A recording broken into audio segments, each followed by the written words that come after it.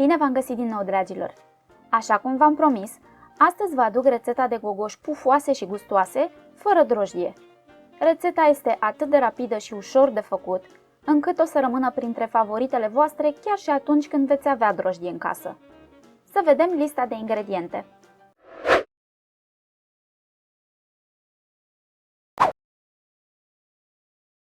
...500 de grame de făină albă plus ceva extra pentru planșa de lucru, 7 grame de sare, un plic de praf de copt, adică 10 grame, 50 de grame de zahăr vanilat, un ou, 50 de grame de unt gras covalac de țară, o sticlă de 330 de ml de chefir covalac de țară, dacă se poate la temperatura camerei, și ulei pentru prăjit. Așadar, ne pregătim un bol încăpător și punem făina în el. Adăugăm sarea, praful de copt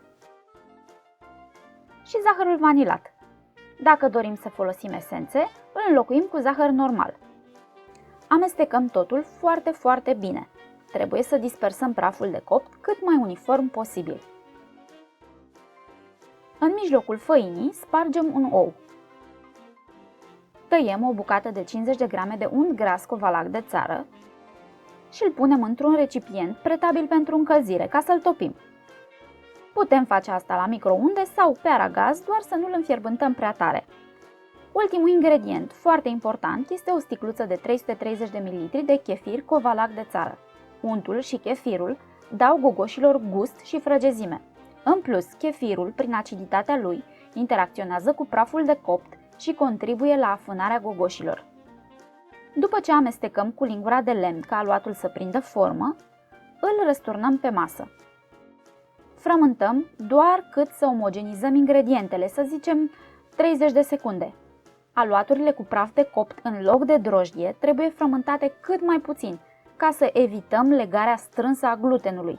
În caz contrar, praful de copt nu poate afâna aluatul. Lăsăm să se odihnească 10 minute acoperit. După odihnă, presărăm puțină făină pe masa de lucru și întindem aluatul într-un dreptunghi mare. Grosimea foii trebuie să fie între 0,5 și maxim 1 cm. Corectăm marginile dreptunghiului. Apoi tăiem fâșii late de 6 cm, iar aceste fâșii le tăiem în romburi. Cu un mic cuțit facem o crestătură în mijlocul fiecărei bucăți de aluat. Apoi luăm un colț al rombului și îl trecem prin gaura din mijloc. Obținem forma bine cunoscută de minciunele sau pancove, forma preferată a bunicii mele. De fiecare dată când le fac, mă gândesc la ea. Vouă ce fel de gogoși vă făcea bunica voastră, dragilor? Scrieți-mi la comentarii, vă rog. Resturile de cocă se refrământă, tot așa, cât mai puțin posibil. Se întinde o nouă foaie și se reia procesul. Puteți face și gogoși tăiate cu paharul din această foaie de aluat, dacă doriți. Doar să mențineți grosimea de 0,5-1 cm. După ce am terminat modelarea, lăsăm minciunelele să se odihnească aproximativ 10 minute descoperite. Este benefic ca suprafața lor să se usuce puțin. Astfel vor absorbi mai puțină grăsime la prăjire. Încălzim uleiul cu focul mediu. Trebuie să avem suficient ca gogoșile să poată pluti în el, să nu atingă fundul tigăii. Ca să vedem dacă temperatura este potrivită, aruncăm o biluță de cocă în ulei. Când începe să se coloreze, temperatura este bună. Adăugăm câte gogoși în cap, fără ca ele să stea înghesuite. Durata optimă de prăjire este de 2 minute pe fiecare parte. Dacă uleiul este prea încins și se fac prea repede, atunci praful de copt nu va avea timp suficient să acționeze și nu va afâna suficient aluatul.